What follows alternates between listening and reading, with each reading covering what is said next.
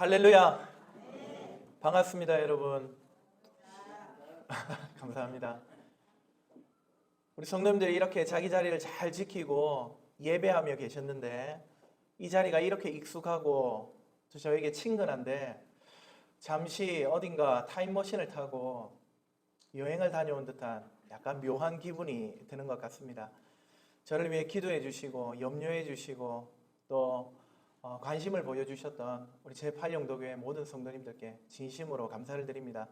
여러분들의 그 사랑과 기도 덕분에 저는 잘 회복하였고 이제는 약도 먹지 않습니다.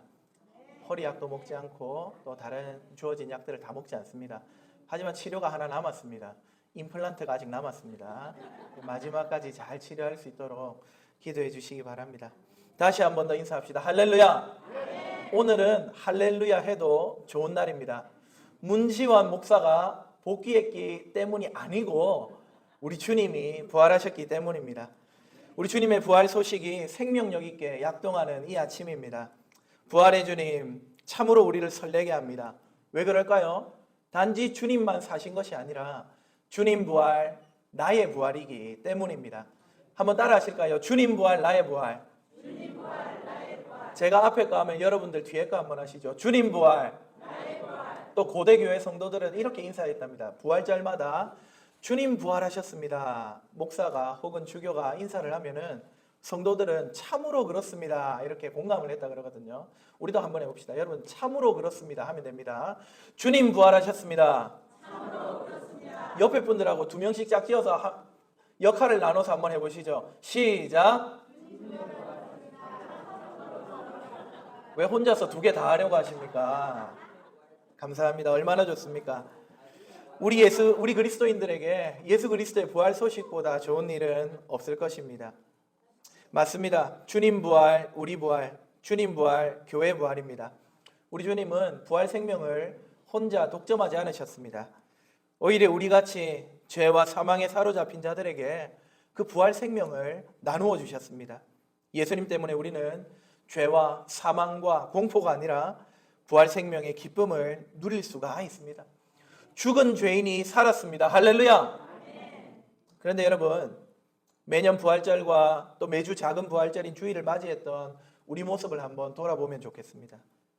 지금 우리가 다 같이 주님 부활 나의 부활이라고 주님 부활하셨다고 정말 부활하셨다고 외쳤지만은 여러분 이 믿음이 혹은 이 기쁨이 얼마나 갑니까? 마치 주님께서 3일 만에 무덤을 비우신 것처럼 우리도 한 수요일쯤 되면은 이 기쁨을 비우지는 않습니까? 부활 생명이 약동한다고 고백은 했지만은 돌아서면 곧잘 죄를 짓지는 않습니까? 아마 설교자인 저를 비롯해서 여기 계신 모두가 비슷한 상황이리라 생각합니다.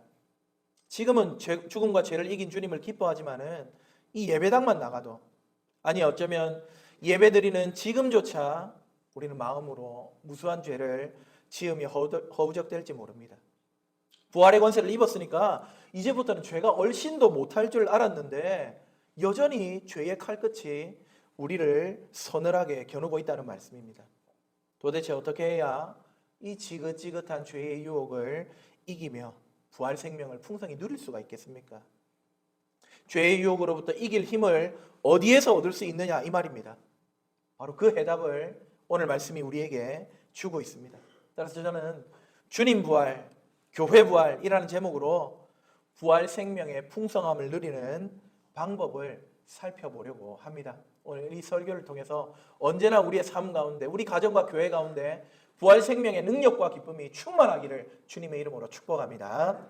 첫째로 우리가 우리의 죽음과 부활을 기억할 때 죄를 이길 수 있습니다.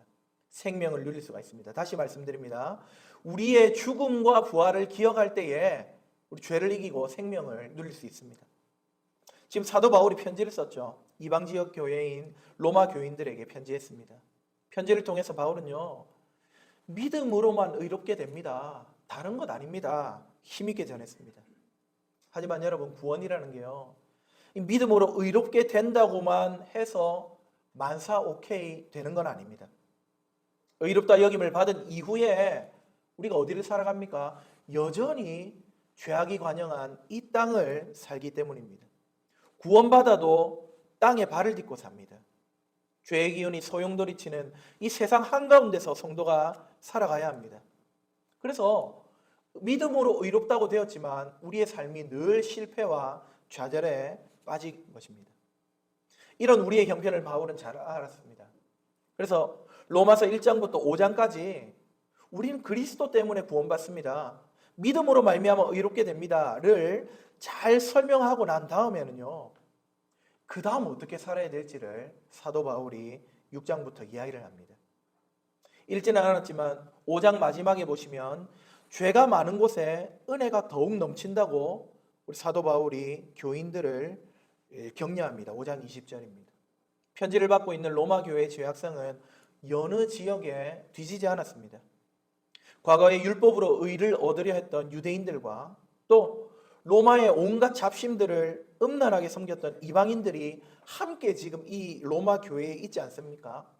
그렇기 때문에 그렇게 죄가 많은 곳에 사는 그들에게 괜찮아요. 오히려 그런 곳에 은혜가 넘친다고 말하면서 성화의 걸음을 격려한 것입니다. 어떤 사람들은 이 말을 오해하기 딱 좋았을 겁니다. 그래가지고 그러면 죄를 많이 지어도 되겠네. 죄를 많이 지을 때 하나님 은혜가 더 크겠네. 방종하기도 했는데 아니라는 거죠. 은혜로 믿음으로 의롭게 되었으나 죄가 많은 이 땅에 사는 걸 힘들어하는 성도들을 격려하기 위해서 괜찮습니다. 죄가 많은 곳에 은혜가 더 넘칩니다. 격려하는 겁니다. 죄가 우리를 둘러싸고 삶기려 할수록 우리를 지키고 구원하시는 하나님의 은혜가 더 크게 임할 줄 믿으라는 말씀입니다. 이런 오해를 바울도 예상할 수 있었습니다. 그래서 오늘 말씀 6장 1절에 말합니다. 은혜를 더하게 하려고 죄에 거하겠느냐. 비록 하나님이 죄가 많은 자에게도 은혜를 주시는 자비로운 분이기는 하지만 그 은혜 더 받겠다고 죄를 더 짓는 그런 바보 같은 짓 하겠느냐 묻는 거죠. 즉 하지 말라는 뜻입니다. 1절에 그 가운데 더 살리오, 이 말은요, 습관적으로 계속해서 그렇게 죄 지으며 살겠느냐 이런 뜻입니다. 아닙니다. 예수님 때문에 의롭게 된 자는 결코 일부러 습관적인 죄 속에 머물러서는 안 됩니다. 아니, 머물 수가 없습니다. 왜냐하면요, 이게 중요한데요, 왜냐하면 사람이 아예 변했기 때문입니다. 우리는 변한 정도가 아니라 아예 옛 사람이 죽었기 때문입니다. 우리는 죄에 대해 죽은 사람들입니다. 아니 목사님 멀쩡하게 살아있는데 뭐가 죽었다는 말입니까? 우리 육신은 호흡하고 있죠. 맥박은 뛰고 있습니다만은 우리 예수님은, 우리 옛사람은 예수님 덕분에 오롯이 죽은 줄 믿으시기를 바랍니다. 오늘 바울은 말합니다. 4절, 성도는 예수님과 함께 장사되었다. 우리 장례치는 사람들입니다. 5절, 예수님의 죽으심과 같은 모양이 되어버렸다. 주님 죽으신 거 봐라. 너희도 죽었다고 말합니다. 6절이 말하는 바 성도의 옛사람은 예수님과 함께 십자가에 못이 박혀버렸다고 말하고 있는 것입니다. 죄의 몸이 죽었습니다. 죄를 사랑하고 죄를 지향하고 하나님을 대적하던 우리의 못된 모습 이미 죽었다고 성경이 말씀합니다. 아니 예수님이 죽으신 건 알겠는데 우리가 십자가를 아니까 예수님이 죽은 건 알겠는데 도대체 우리가 왜 죽었습니까? 어떻게 죽었다는 말입니까? 그럼 4절에 답이 있습니다. 바로 예수님과 함께 세례를 받았기 때문입니다. 여러분 세례가 무슨 뜻입니까? 예는 예식이고요. 씻는다는 뜻이죠. 이 표현 때문에 우리는 이 물을 조금 뿌려서 깨끗하게 된다는 의미를 많이 두지만은요. 원래 이 베프티저마이, 이 세례라는 말은 강가에서 사람을 물에 완전히 잠그는 침례를 의미합니다. 여러분 침례할 때 어떻게 됩니까? 사람을 완전히 물속에 꼬꾸라뜨리죠. 숨을 못 쉽니다. 호흡이 사라집니다. 죽은 송장처럼 되는 겁니다. 성도가 세례받을 때, 성도가 침례받을 때 이와 같이 완전히 죽습니다. 상징적으로 죽음을 경험합니다. 우리 세례받을 때 일어나는 일이 그거라는 겁니다. 바로 이겁니다. 그리스도께서 죽으실 때에 성도의 옛사람은 주님과 함께 세례를 받아서 완전히 고꾸라져 죽게 됩니다. 예수님과 함께 세례받으며 침례받으며 옛사람이 죽어버린 것입니다. 그런데 이렇게 우리의 옛사람이 예수님과 함께 죽는 것도 놀라운데요. 더 기가 막힌 것은 예수님과 함께 살았다는 사실입니다. 예수님은 유대인들의 고발 때문에 십자가에 달려 죽으셨습니다. 그때 펼쳐진 장면은 마치 죽음이 우리 예수님을 이기고 삼킨 것 같았죠. 해가 빛을 잃고 땅이 갈라졌습니다.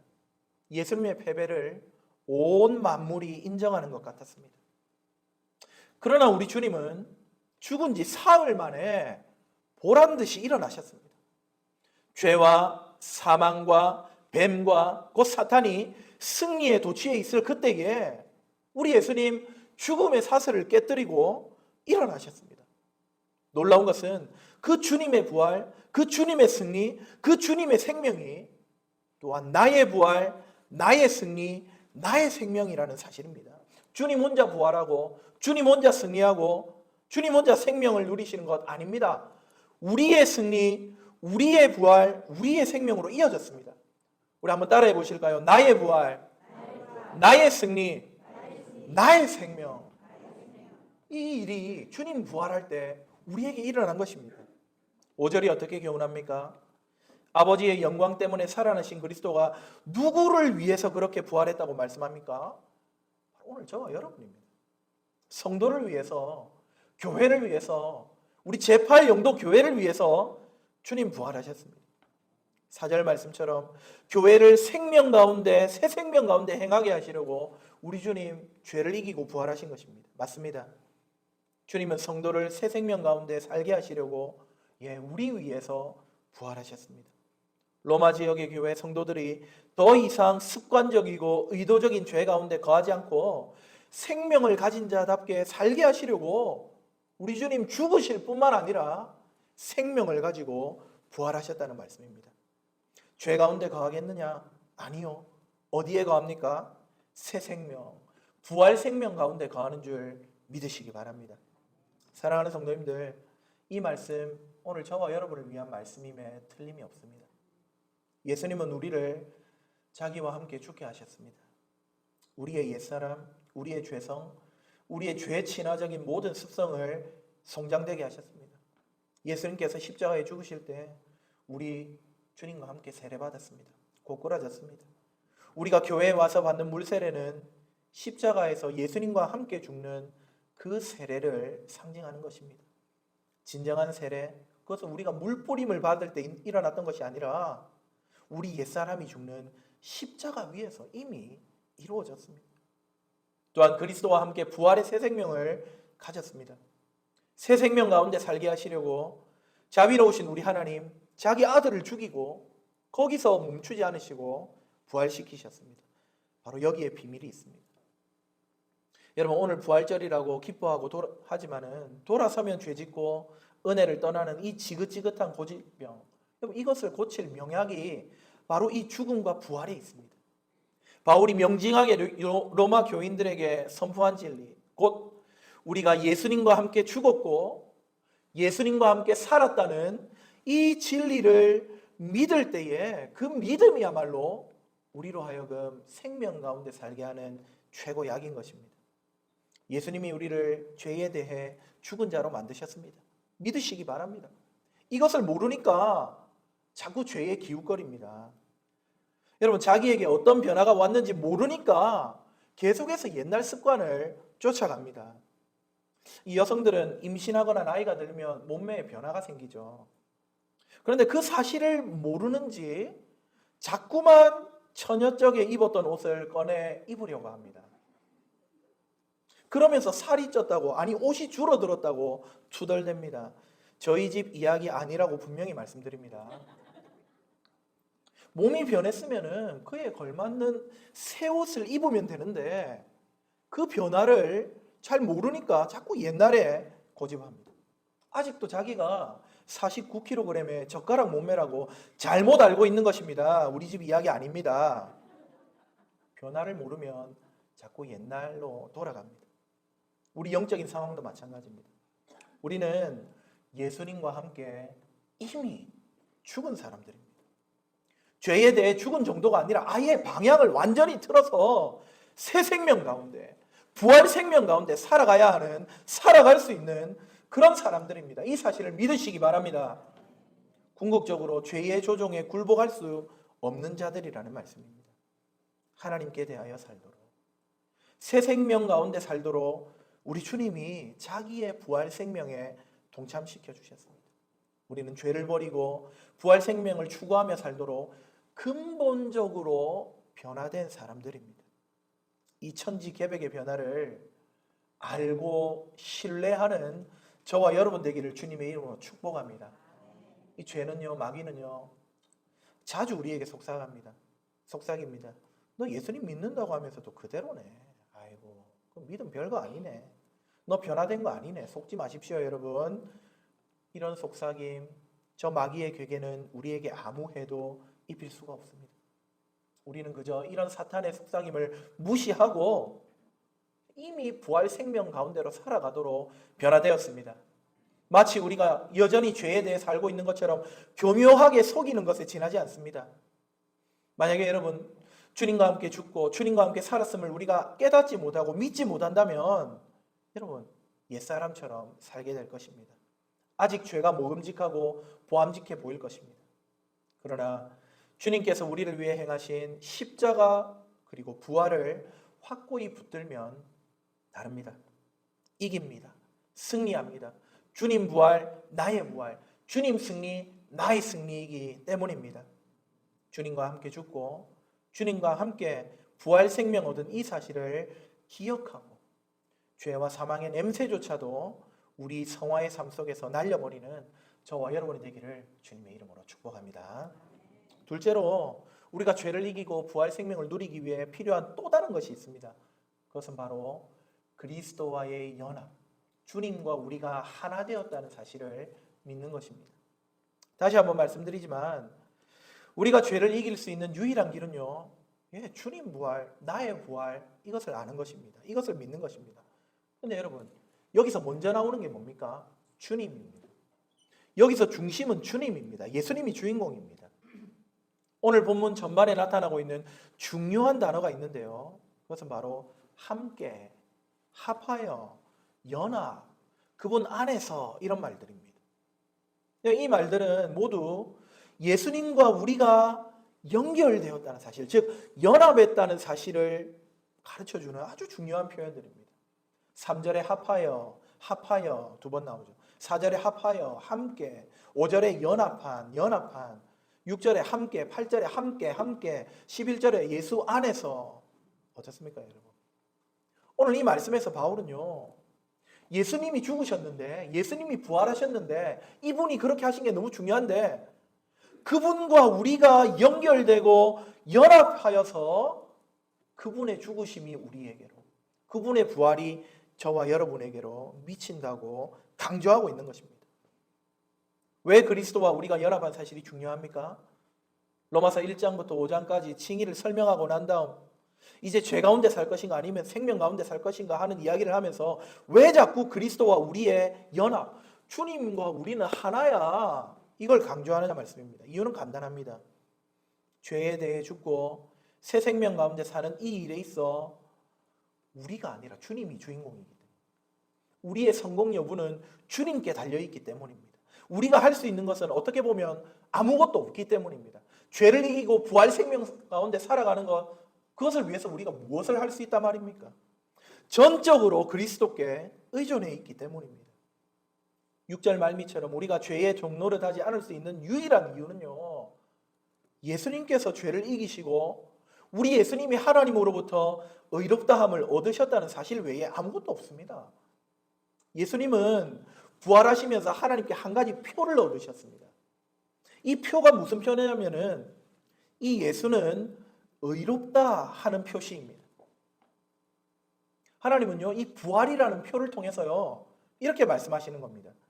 그가 받은 고난, 그가 십자가에서 죽은 죽음, 그 모든 것들은 의로운 것이다. 그것은 옳은 것이다. 유대인들은 모두 잘못되었다고 했죠. 신성 모독이라고 했죠. 하나님을 대적하는 일이라고 했죠. 하지만 하나님은 그렇게 생각 안 하신 겁니다. 예수님을 부활하시면서 부활을 통해 세상에 선포하십니다. 그가 옳다. 그가 의롭다. 나는 그가 의롭다는 것을 인정하겠다. 부활을 주시면서 세상에게 나타내셨습니다. 이 의로운 표를 부활을 통해 얻으신 예수님인데, 여러분 우리가 주님과 연합하면 어떻게 됩니까? 우리도 그분이 얻으신, 하나님으로부터 얻으신 그 의로움의 표를 얻게 되는 겁니다. 11절을 보십시오. 우리 보고 죄에 대해 죽고 하나님께 대해 살아있는 자로 여기라고 말하죠. 그런데 그냥이 아니라 이와 같이 그냥 너희들 마인드 컨트롤 열심히 해가지고 너희들은 죄에 대해 죽었고 살았어. 여러분 결심으로 그렇게 살라고 하는 게 아닙니다. 이와 같이입니다. 앞에 있는 10절 말씀 같이 너희도 죽고 산 자라고 여기라는 겁니다. 10절이 뭡니까? 예수님이 죄에 대해 단번에 죽고 하나님께 대해 살아계신다. 이 말 아닙니까? 예수님이 그런 것처럼 우리도 그렇다는 겁니다. 우리가 죄를 이기고 살기 이전에 예수님이 죄에 대해 죽으시고 하나님께 사는 일이 있어야지 우리도 변화되는 것이죠. 예수님하고 연결 안 되면, 그러니 그 예수님하고 연결 안 되면 아무것도 없습니다. 그리스도와 연합하지 않으면 죄에 대해 죽는 것도 부활 생명을 누리는 것도 다 헛것입니다. 예수님께 연합하는 것이야말로 죄를 이기고 부활의 삶을 살아가는 우리 성화의 유일한 방법인 것입니다. 우리는 예수님 믿고 의롭다함을 받은 후부터는 이제부터는 우리가 노력해야지. 성화의 걸음은 나의 노력 여하에 달려있지 생각합니다만은 이것은 우리의 착각입니다. 믿음으로 의를 얻는 이신칭의, 칭의 때 우리의 모든 공로와 노력이 쓰레기에 지나지 않았던 것처럼 여러분 의롭다함을 받은 이후에 예수님 믿고 난 이후에 죄를 이기고 새 생명 가운데 사는 성화 역시 여러분 우리의 노력은 사실은 부차적입니다. 우리가 죄를 이기며 새 생명 가운데 살 수 있는 진정한 방법은 그리스도와 우리가 하나다.